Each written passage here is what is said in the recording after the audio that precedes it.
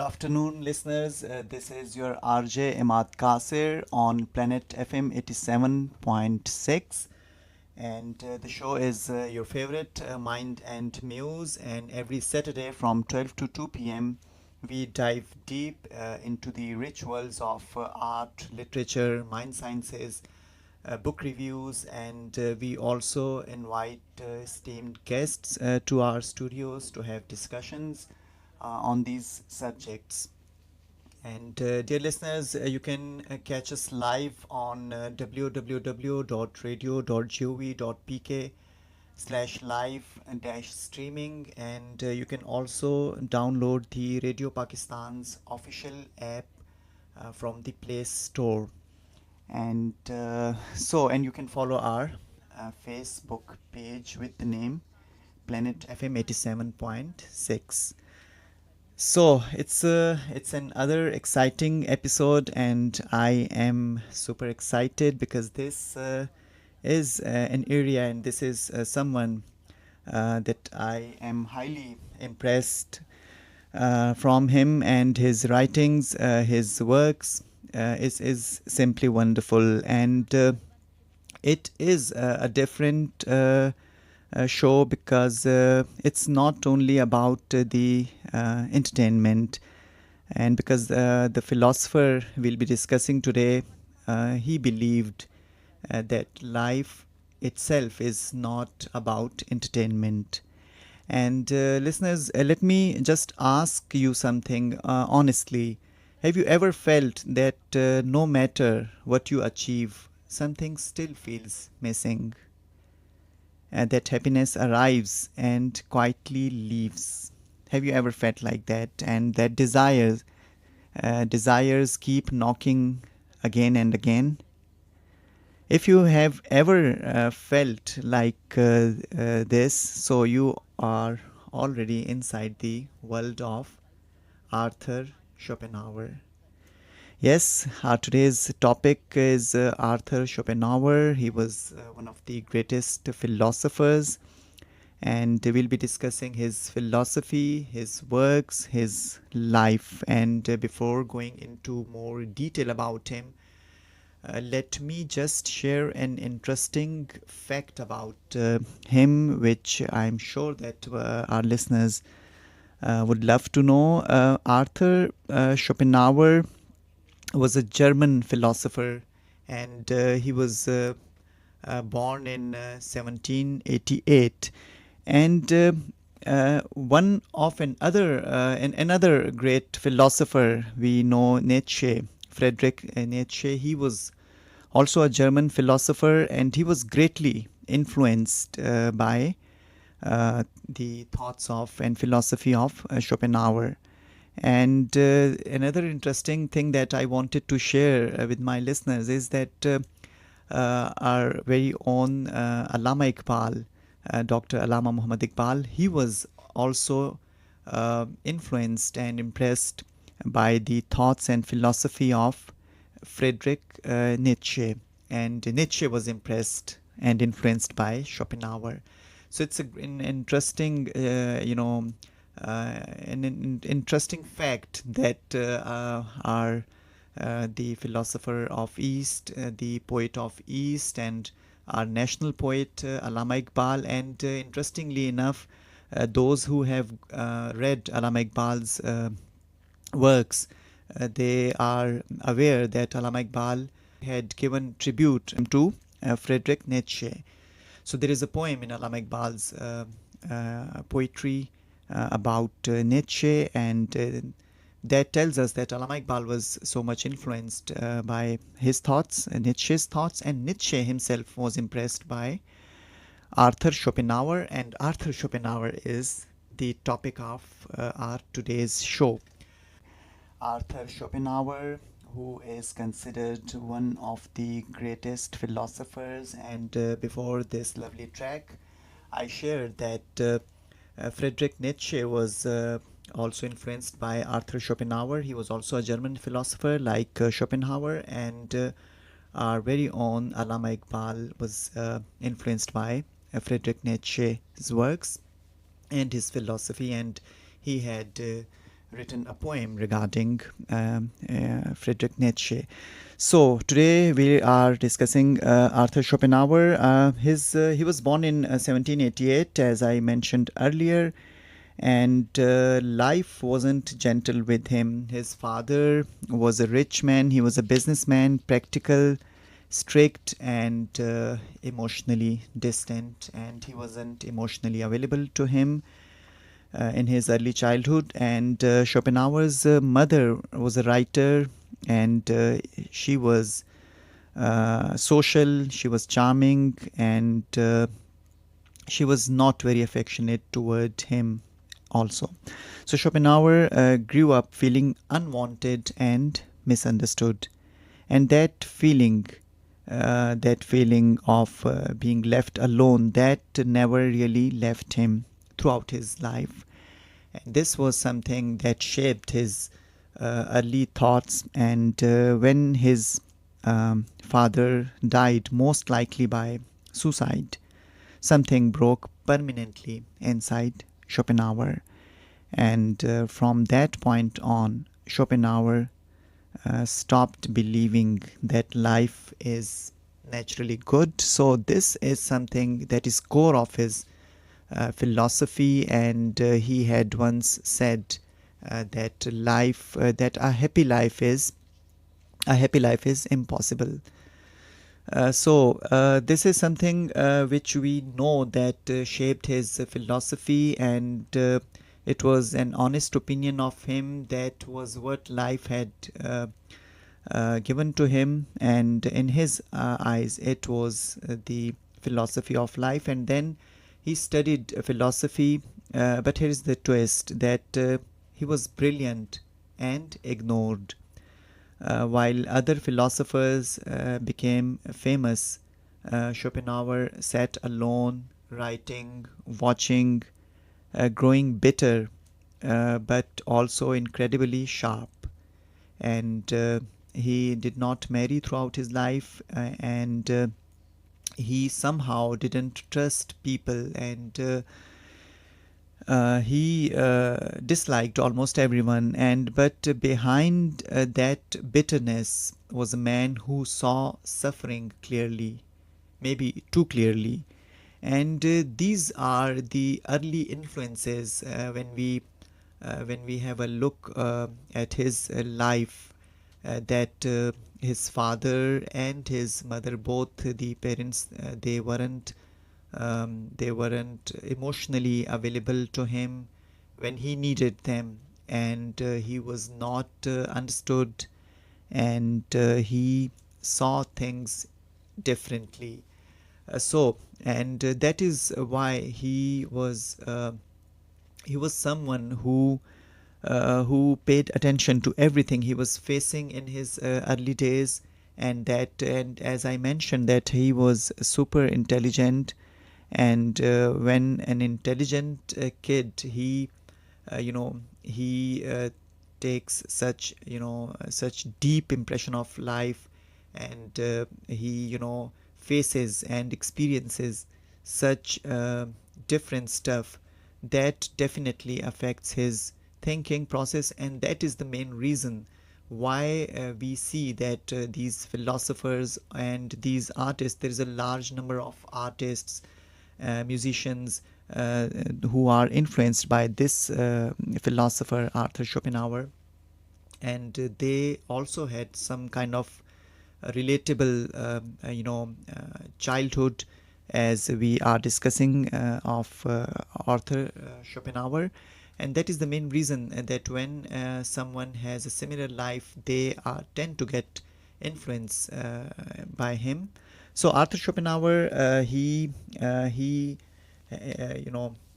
just experienced the life, and he did not only experience, he expressed his feelings, he expressed his view on the life, and he expressed his deep inner feelings. And that is why he is considered one of the most read philosophers of the times. And as I mentioned, that he had his essays and his works are not only published but translated in almost all the major languages, and we can see that he has uh, his essays are on the sufferings of the world and the vanity of existence, and he has also written on the philosophy of the intellect, ethics, law, politics, and psychology, religion, books, writings, and we'll be covering these things in our today's show. But dear listeners, one thing I just want to share with you people is that when we read about someone of the caliber of Arthur Schopenhauer, we must keep this thing in mind, that what were the early influences, what were the early the scenario, uh, the overall environment in which that scholar, that philosopher who grew up. These things are important to know, because that is the only way we can exactly know that why was he different from others, why he had such different philosophy and a different lens through which he had seen this world, and now we are discussing him, and we can relate to his philosophy, we can relate to his works, and his essays, his philosophy about different things that I just mentioned. These are highly relatable in today's world also, and uh, we'll continue this discussion right after this beautiful track. Welcome back, listeners. This is Imad Kasir on Planet FM 87.6 from the show Mind and Muse, and today we are discussing one of the greatest philosophers, Arthur Schopenhauer. And as I mentioned earlier, that he was born in 1788, and where his family of Dutch origin owned one of the most respected trading houses. As I mentioned, that his father was a businessman, they were rich people, and in 1793 the business moved to Hamburg, and in 1804 Arthur Schopenhauer, who was expected to inherit that, he hated the work. So in 1807, 2 years after his father's suicide and the sale of the business, he enrolled at the grammar school at Gotha, and in 1809 he entered Göttingen University to study medicine and science. And the following year he took up philosophy, and then in 1811 he transferred to Berlin to write his doctoral thesis in 1813, and during the next 4 years he lived there, and he wrote The World as Will and Representation in 1818. And then, although the book did not sell that well, but Schopenhauer believed in his own philosophy, and then during his middle life he traveled widely in Europe, and in 1844 he brought out a greatly expanded edition of his book, which after his death became one of the most widely read of all philosophical works, and his fame was established in 1851 when the collection of his essays was published, and from 1833 until his death from a heart attack in 1860, he lived in Frankfurt, Germany. So this is his a little about his life, and I just wanted to share these facts and the era in which he lived. As I mentioned earlier, that it was a time when people were celebrating reason, progress, science. It was a time we see that in Germany we see a large number of philosophers. They were, and as I mentioned that Friedrich Nietzsche, he was, although he was influenced by Schopenhauer, but Schopenhauer was also influenced by many great philosophers, and he was also influenced by the Buddhism also and these Eastern philosophies. So he is often considered a philosopher who blended the Eastern and Western philosophy. So this is another interesting fact about Arthur Schopenhauer, that he was not influenced by only the Western philosophers like Kant, but also the Eastern philosophies of this region specifically. As I mentioned in my intro about Dr. Allama Muhammad Iqbal, as he was also influenced by Western philosophers and also the Eastern philosophy and Islamic philosophy and Islamic scholars. Similarly, when we look at Arthur Schopenhauer, that he was also a blend of both Eastern and Western philosophy. So this is an interesting fact about his philosophy. And in those times, everyone believed that the world was moving towards something better. But Arthur Schopenhauer stood there and said, he would ask them, "Are you sure?" And he looked around and noticed that people still suffered, wars still happened, and desire never stopped. He believed that humans are not driven by intelligence, but by wanting. Wanting more money, wanting more love, wanting more success, and wanting more meaning. And the problem, wanting never ends.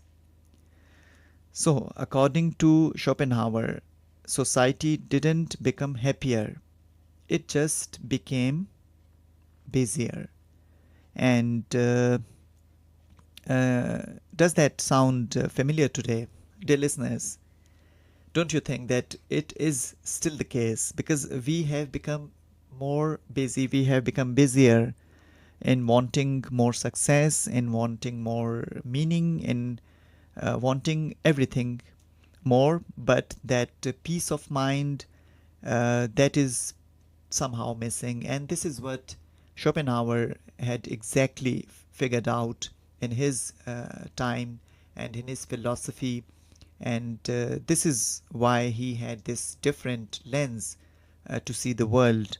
And let's talk about his important works. As I mentioned, that his work, The World as Will and Representation, it sounds complicated, but let me simplify this for you. Schopenhauer said that there are two ways to understand the world. First, representation. That's how the world appears to us. The world's representation to us, how we see the world and how it appears before us. And what we see, touch, experience, this is world's representation. And the second way to understand the world in Schopenhauer's philosophy is will. And this is the dangerous part. The will, as per Schopenhauer, is restless, blind, and never satisfied. So, this is the interesting combination, that will and representation, and that is the core idea and the core philosophy behind his work. And as the name of that his famous book, and his as I mentioned, his most important book is The World as Will and Representation. So he sees the world through these two different lenses. And there are two ways, as I mentioned, that representation and will. And it's the force that makes us say, I'll be happy when I get this, or I'll be happy when I get that. And then immediately we say that I want something else. So this is a never ending phenomenon. This is a never ending race. This is a never ending stuff that when we tag our happiness to something external, when we tag our happiness to any event or any action or any material thing which is outside us, and once and then we keep on striving hard for to achieve that goal, that which we think that when we achieve will give us happiness. And once we achieve that, we then immediately want something else. So this is what Schopenhauer had figured out in his works, and he believed that fulfilled desire leads to boredom and unfulfilled desire leads to suffering. So this is a very unique way to look at things, and let me repeat this for my listeners, that Schopenhauer says that fulfilled desire leads to boredom. Like you want something, and you work hard to achieve that thing, and once you achieve your goal, once you achieve your objective, once you are already there what you wanted to achieve.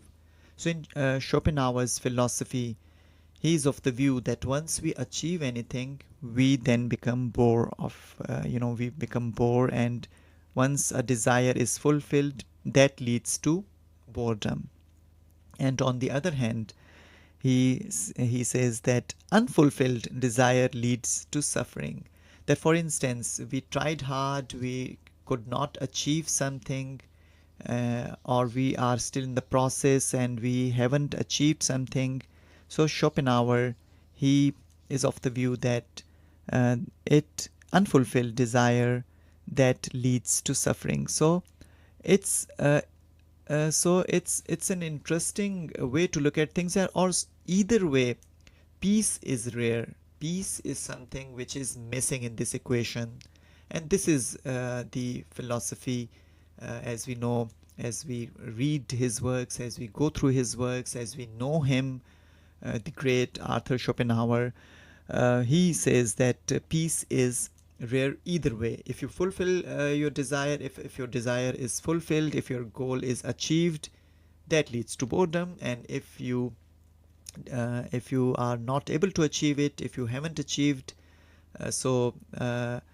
that leads to suffering. And so this is his and in his later works he became more direct, more human. He wrote about loneliness and death and fame and things we still talk about today, and these things, since these are related to the human life, and these are the things which are related with the human philosophy, so these things never get old.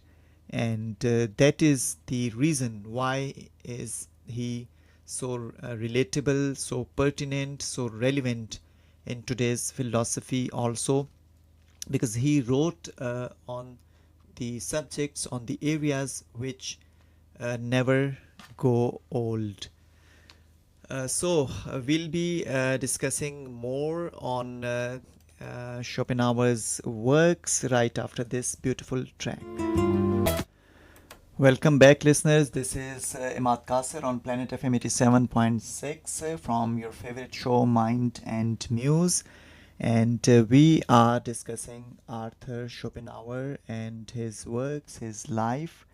And here's something beautiful about Schopenhauer, that he did not believe in strict moral rules. He rather believed in compassion. He said, when you truly recognize another person's pain, when their suffering feels real to you, that is where morality begins. Not religion, not law, not fear, just empathy.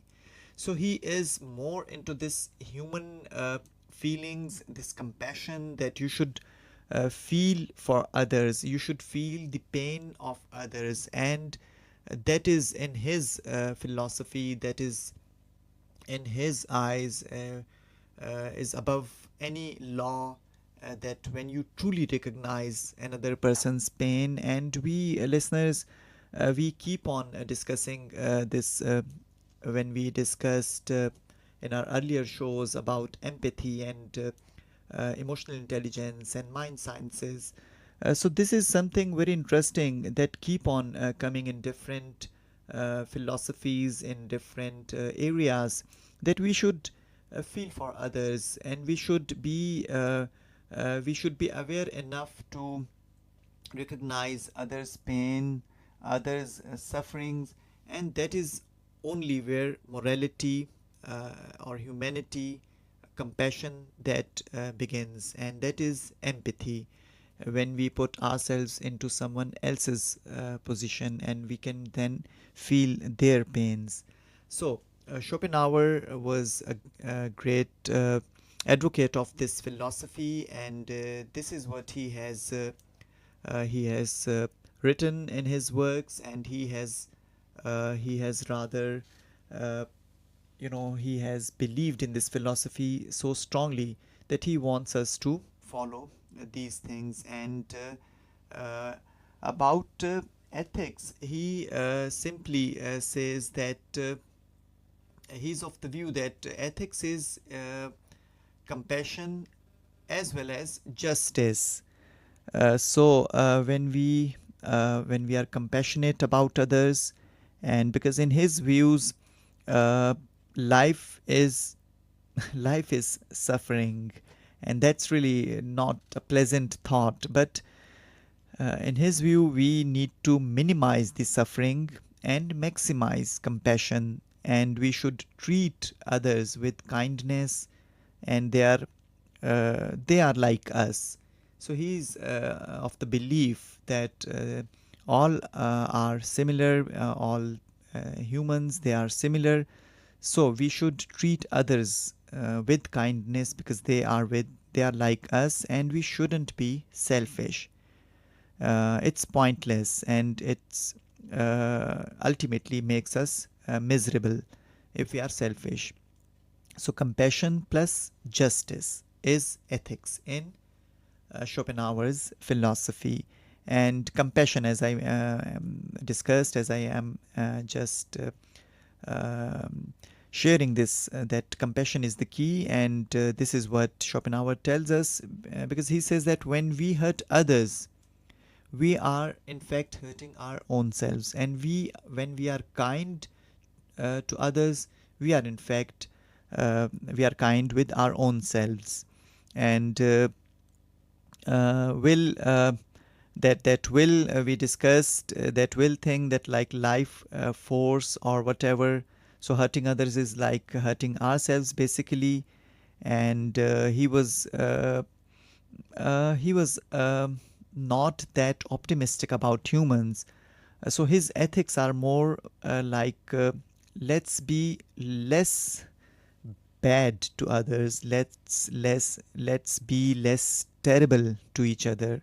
So this is what he sees. And as listeners, that in the start, in my intro, I emphasized on this point, that when we when we are focusing on someone's life, and someone of the caliber of Arthur Schopenhauer, we must know that these were extraordinary people, these were extraordinary human beings, because their works are regarded the wonderful works, and they are considered the best in their fields. And they showed inspiration, and they inspire millions. And so therefore the point we need to understand is that people like philosophers like Schopenhauer, or philosophers like the class of, as I mentioned, Nietzsche or Kant or other philosophers. So they all these philosophers and poets and artists, they are they are like beacons. They have shaped others' lives and others' opinions, and uh, when we focus on their lives, interestingly, were never ordinary lives. As I mentioned, that they were extraordinary people, they were extraordinary philosophers, and their lives were also extraordinary. They were not like ordinary people. They had different uh, lives, and most of them, they had not that pleasant lives. And once they had those bitter experiences, they faced those experiences, and life did not offer them many pleasant things. So they then shaped their philosophies, their art, their works, and today we can see and we can go through their lives. And as I mentioned earlier, that his childhood was not that pleasant. Both of his parents, they weren't um, emotionally available, and so he did not get that proper love or attention or affection uh, which was his right, which he wanted to, which he should have. But on the other side, if we see the other side of the coin, uh, had he received all that like any other ordinary kid, he would have ended up in any other ordinary uh, human being. So we wouldn't have received such remarkable philosophies, such wonderful works as he did. And the bottom line is that since his life was extraordinary, he produced extraordinary philosophy, and he produced extraordinary works, and that is the reason why we call him one of the greatest philosophers of all the times. And uh, Schopenhauer's ethics stem from his idea that will in his eyes is the driving force behind life, is the root of suffering. And since we are all manifestations of this will, hurting others is like hurting ourselves, as I just mentioned. And he also does not say to be all you know uh, super kind to others. He only says that we should be compassionate enough and to feel the pain of others. And in his view, in his philosophy, it's more about reducing harm than promoting happiness. So it's an interesting equation. He wants us to reduce harm than to promote happiness. This is his philosophy. This is his way of looking at the things, and this is how he teaches us when he talks about ethics. We are discussing his views on ethics in particular, and this is his way of teaching us that he says that we should be less harmful, we should be less terrible to others, and instead of focusing to give them happiness, we should be compassionate enough. And that is how we can be a better human being, and that is how we can promote peace up to some extent in this society, in this world. And that is his way of looking at things. And we'll be discussing more of his works. We discussed that his views on art and music. We discussed his views on ethics, and we'll be discussing his views on art and music, because listeners, this art, music, books, philosophy, these are the things, these are the areas he had a lot of focus on these things. And after the news bulletin, uh, we will discuss that what was Arthur Schopenhauer's view of art, what was his view on the music, what was his view on books, and how did he see these forms of art. So we'll be discussing this in detail after this news bulletin. So stay tuned. Welcome back, listeners. This is Imad Kasir on Planet FM 87.6 from your favorite show, Mind and Muse. And we are discussing the life and works of a great philosopher, Arthur Schopenhauer. And before the news bulletin, we discussed his life and his early life, and his views on ethics, and the way he saw life. And as I shared before this bulletin, that we'll be discussing his views on art and music. And listeners, this is my favorite part of Schopenhauer. He believed that uh, art is an escape, and when you are deeply absorbed in a painting, when a poem makes you forget yourself, and when music holds you completely, for that particular moment, you stop wanting. And as we discussed, that in his philosophy, he says that we keep on wanting, and this wanting does not stop throughout our lives. But art is an escape, and when we are absorbed in a painting or a poem or in music, at that particular moment, we stop desiring, and we also stop suffering. So, this is very interesting in his views. And this philosopher, as I mentioned earlier, that he has discussed these areas in detail. And music, for instance, he said, is the highest art. In his philosophy, in his views, he says that music is the highest art because it doesn't describe pain, it expresses it directly. So when you listen to music late at night and feel understood, Schopenhauer would smile and say, yes, that's freedom. So Schopenhauer, in his view, this art, forms of art, may be it music or be it poetry, be it painting, this is escape, and for that moment we don't desire, and we also don't suffer. So this is really an interesting way to look at things. And uh, he, as we discussed earlier, that his philosophy is about the will, is the driving force behind everything.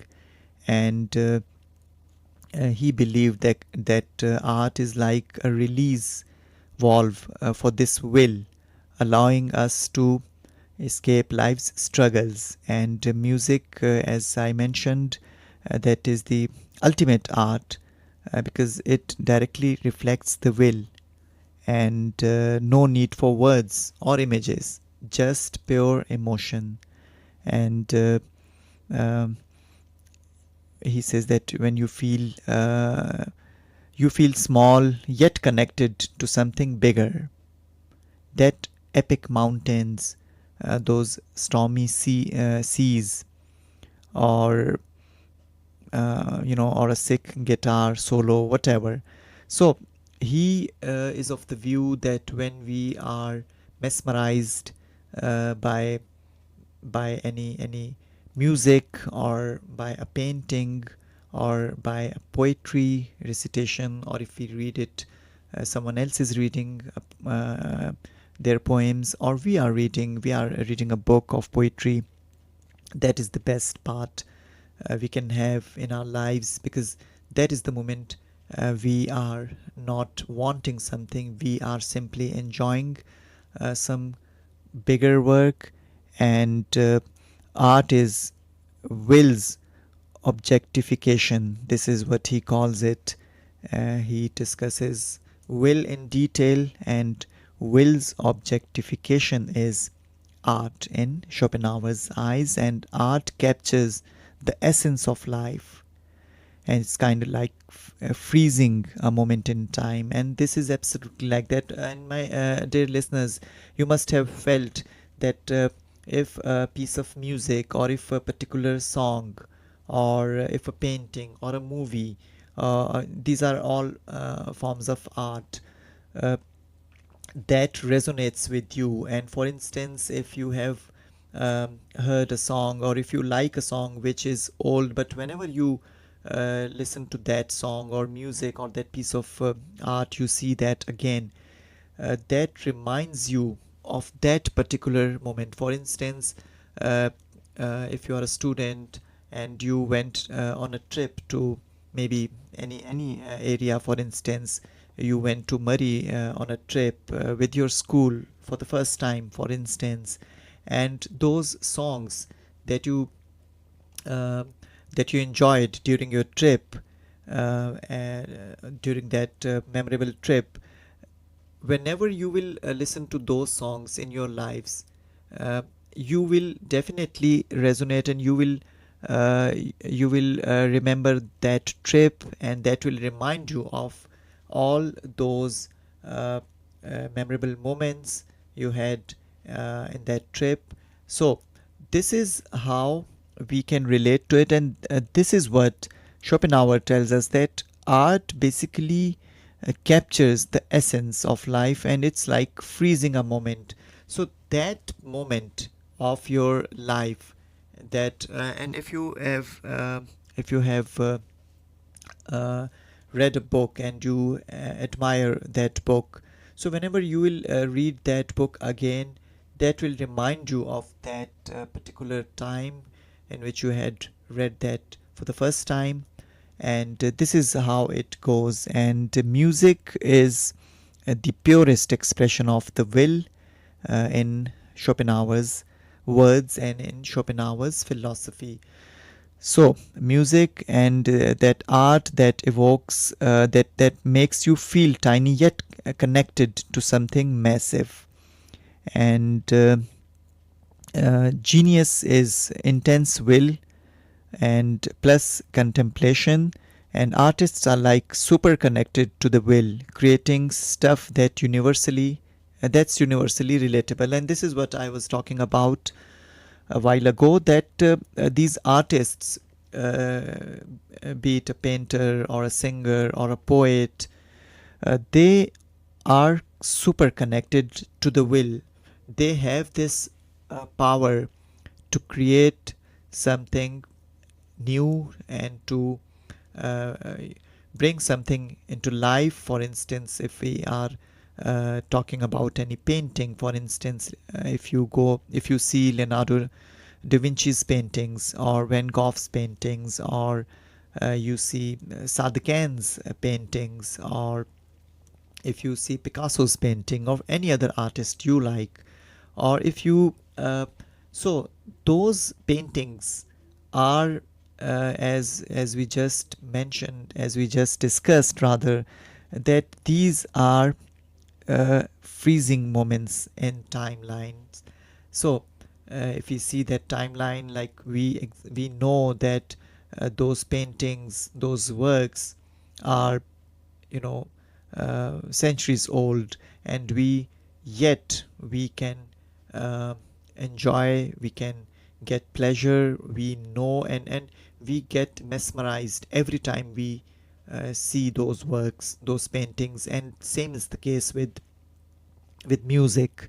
Same is the case with other forms of art. If we read Shakespeare, if we read Milton, if we go through the works of Keats, if we in Urdu, if we I in my intro I discussed Allama Iqbal. If we read his works, if we read Ghalib's poetry, if we read uh, Mir Taqi Mir's poetry. So, in all languages, when we read anything classic, that is the supreme example of this particular uh, thing that we are discussing about Arthur Schopenhauer, that he says that art, music or poetry or books, philosophy, these are something produced by the artists which were super connected to the will. And that is the main reason in Schopenhauer's philosophy, that they have created stuff that is universally relatable.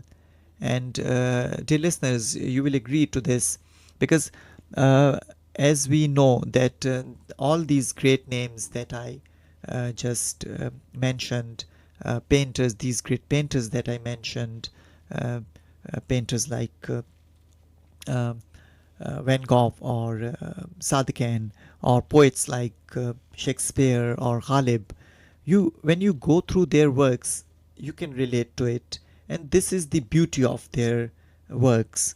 And this is what exactly Schopenhauer tells us, that these artists, these poets, these musicians, these philosophers, they were super connected to the will, and that is the main reason that their stuff that they have created, that has got a universal appeal, that is universally relatable. And there one more thing, as he discussed about music, that music has no language, it is pure emotions.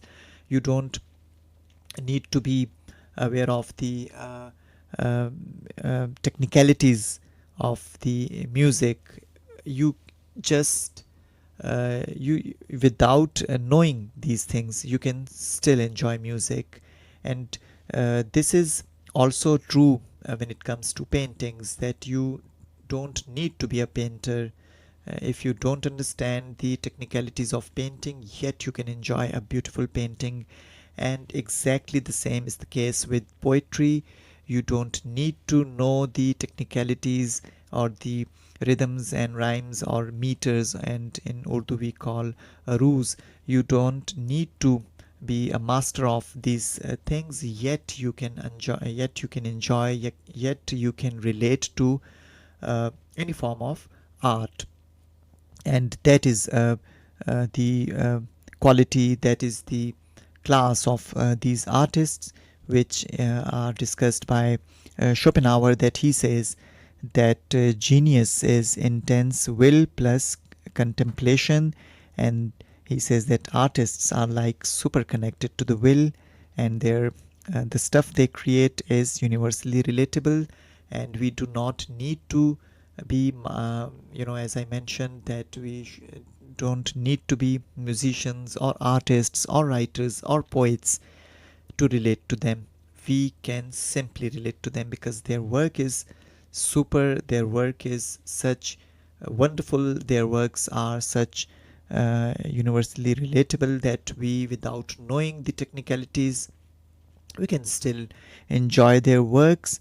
And uh, Arthur Schopenhauer, he also, as I in the start said, that he influenced not only philosophers, he also uh, influenced the writers and musicians also. And I can say that these artists were influenced by him because of such things that he explored, that he discovered, and that rather he expressed so beautifully about these artists.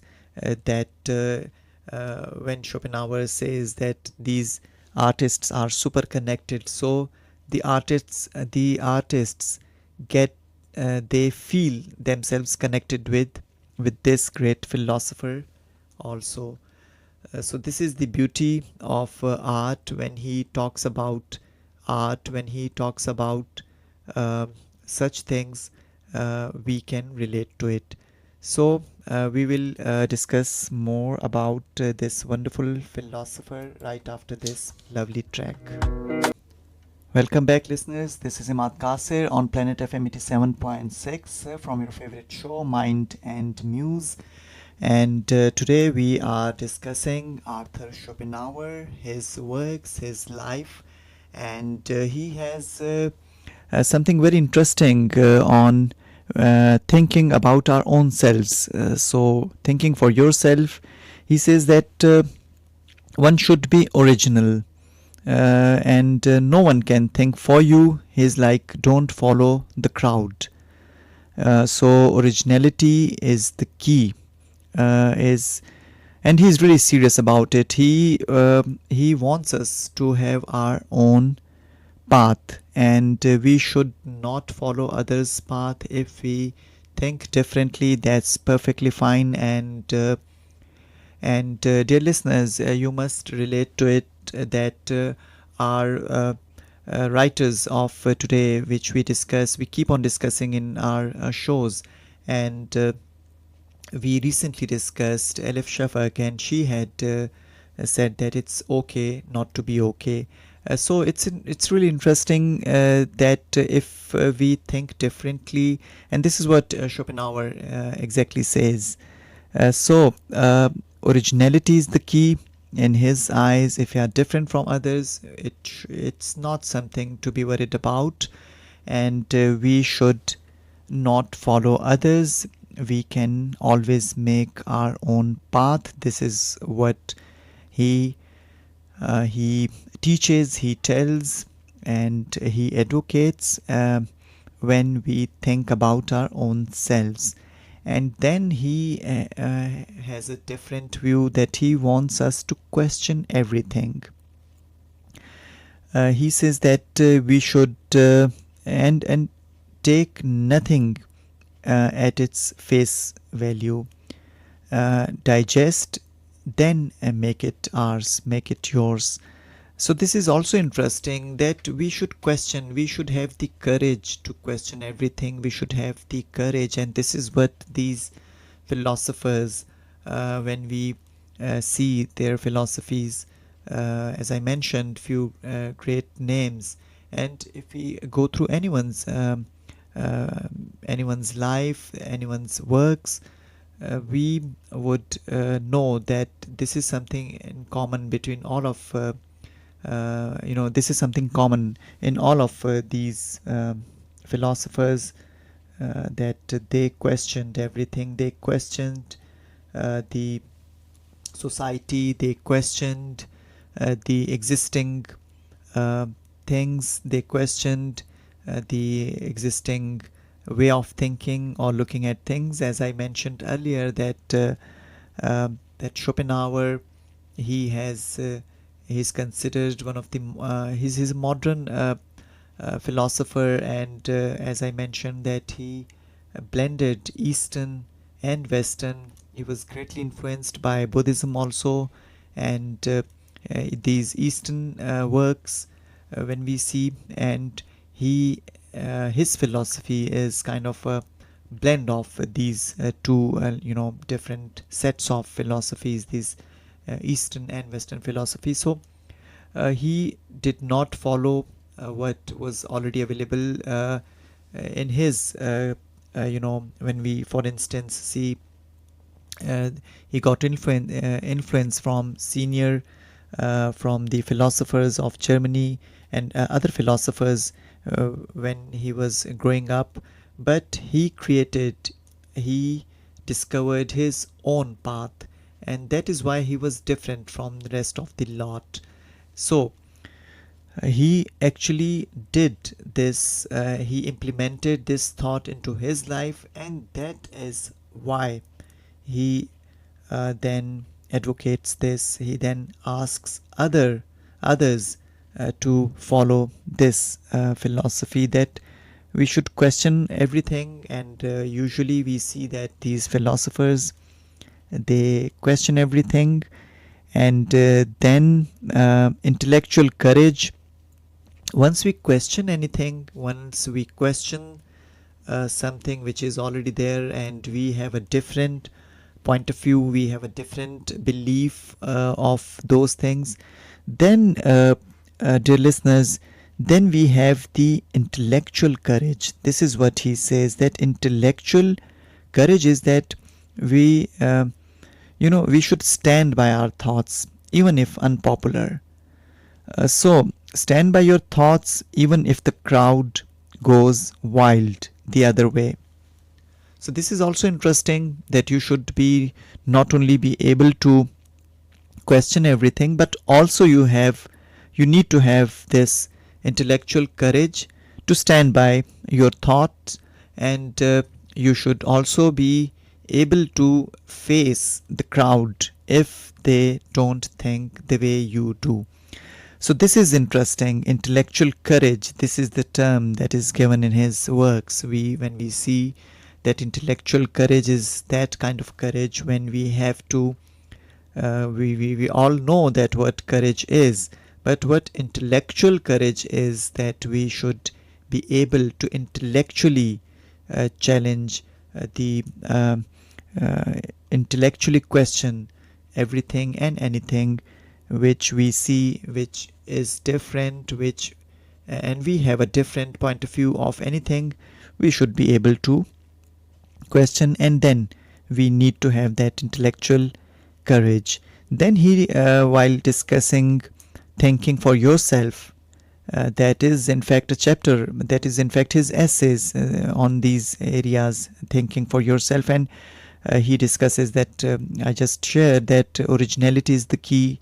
Then he wants us to question everything. Then he discusses intellectual courage.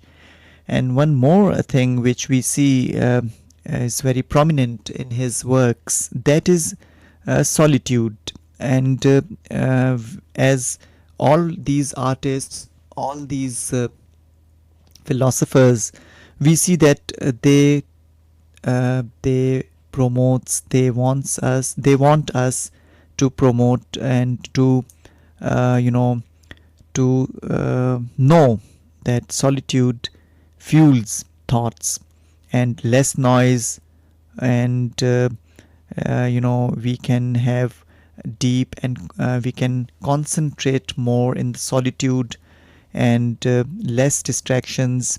So Schopenhauer loved his alone time, like most of the artists. We know that these artists, these philosophers, they all wanted solitude, because solitude helps us connect with the greater reality.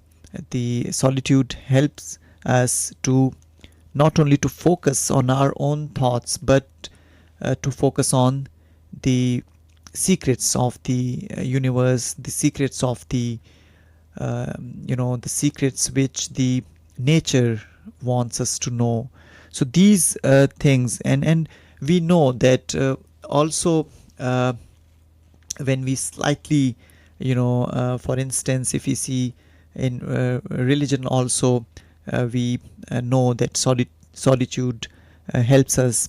And when we need some time for our own selves, solitude, that is the things that solitude gives us, basically the time when we have when we can think about ourselves, when we can focus more on the things which we want to, which we should, which we must, in fact. So solitude, if we ask any of the artists, be it a painter, be it a poet, or anyone, or a philosopher, they will always tell you to to honor, or to the importance, the significance of solitude. So solitude is something Schopenhauer, he also loves his alone time. And then After solitude, he also wants us to read, think, and connect. And this is also interesting because dear listeners, it's not only that Schopenhauer wants us that uh, you know, we should question things. He also focuses on originality, and he tells us about this intellectual courage. But, dear listeners, don't you think that unless you know the earlier works, unless you haven't gone through the other works, how will you be able to bring something new, unless you know the old, unless you know that what else is already there, what others have already said or written or done, uh, you know in their fields. So uh, this is something, as I mentioned earlier, that Schopenhauer, he had read all the philosophies, all the great works, those were available at that time, and not only the Western works but also the Eastern works. So he had a great knowledge of all the philosophies, all the religions, all the arts. So that was there, and once he had all that knowledge in his subconscious mind, then he produced such beautiful philosophy, which was a blend and which was a combination, and that had already that background knowledge in that in his philosophy. So once you are able to read widely, that once you are able to read widely, only then you can produce, you can good thoughts, and you can think deeply. So we should not rely on our own thoughts only. We should be able to read, we should be able to connect, we should welcome the works which others have already done. So uh, and he also tells us that don't just collect ideas, make them talk to each other. So this is also interesting, that we should not only go through others' works, we should be able to you know to uh, to deeply go through those ideas, and we should relate. For instance, if you go for music, on for instance, we discussed music. What is music in Schopenhauer's philosophy? So, for instance, you have a different view on music, or you have a different view on any other form of art, for instance, paintings or poetry. So you can simply relate to it once you know Schopenhauer's point of view on it, his viewpoint, and rest of the philosophers, and then you can only relate. What do you think? So this is how you enhance your thinking. This is how you know more about such concepts. And then Schopenhauer, he wants us to think. He says that thinking's hard, do it anyway. Well, of course, thinking is really hard, and those who don't think anything, it's really hard for them. So this mental laziness, he wants us to avoid, because dear listeners, if on a lighter note, if we only do things, if we just eat and sleep, or we just do the basics and we don't think, I mean, with all due respect, I mean, then there won't be much difference between us and other living beings, other living things. So this is what makes us superior, what makes we the humans superior than rest of the species, than rest of the living things, is our ability to think. And that uh, we have been bestowed with this thinking. And Schopenhauer, he wants us that we should not be lazy mentally, so avoid mental laziness. And he has aptly said that thinking is really hard, but it is the only way. And we know, we are discussing him because he himself did this and he proved it. He, as we say, that he gave us this supreme example of his own self, that he challenged all these things, that he was original, he questioned things, he had this intellectual courage. And I mentioned in the start that solitude, he did not marry because he wanted solitude. And he read widely and he avoided mental laziness. So these are all things that uh, he himself did all these things. He was an he advocate of these things, not only because he just wanted these things, but he himself, all through his life, he did all these things, he practiced all these things. And that is why we are giving him a tribute. And today in our show we discussed his life, his books, and his works, his famous book The World as Will and Representation, and what he calls will and what he calls representation. And we also discussed his views on compassion and how he sees a world. And then we also discussed ethics, and his views on ethics and art, music, and then thinking of yourself. And I'm sure that my listeners, you must have uh, related to it, and you must have felt that there are philosophers, there are such inspirational works around us that we can get inspiration from, and we can anytime read their works, we can anytime go through their works and get inspiration. And we must do that, because in such a busy life these days we have, and all this digital stuff around us, we usually don't get time to think on something serious, on anything serious. And as before this track I was discussing that solitude is something he wants Schopenhauer wants us to practice such things. And dear listeners, once we get time in in also in busy schedules, but yet what I have observed, that if we get some time, most of us we have this habit of you know just connecting ourselves to this digital platforms.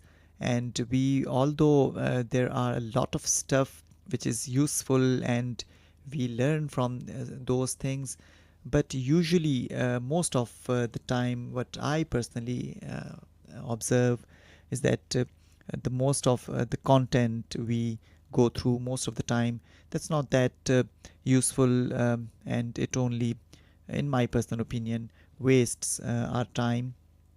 And so in such a busy life, we and again it's my personal view, it's my personal observation, that if we get something like this, and uh, Schopenhauer's book, or Schopenhauer's essays or his works, I think that gives us something to genuinely think. And this is really interesting to know. And once you go through any such work, dear listeners, I personally feel that you genuinely feel good that you have read something, some quality stuff. So we are wrapping up our Schopenhauer's special episode, and I'm sure that we discussed different things. We discussed will, art, music, and thinking for yourself. And then I especially discussed the areas which Schopenhauer wants us to follow, and things like originality is the key, questioning everything, having intellectual courage, solitude that I just discussed, and then reading, thinking, connecting. And of course, in the last, when he says that thinking is really hard, but we have to do this. I'm sure that you must have enjoyed, you must have, you know, related this in any manner with your own lives, and you must have resonated with any of his philosophies.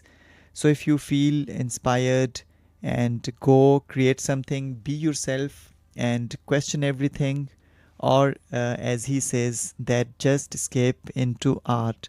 So this was all about this our today's episode, and this is me, Imad Kasir, signing off from this show, Mind and Muse. And until next time, Allah Hafiz.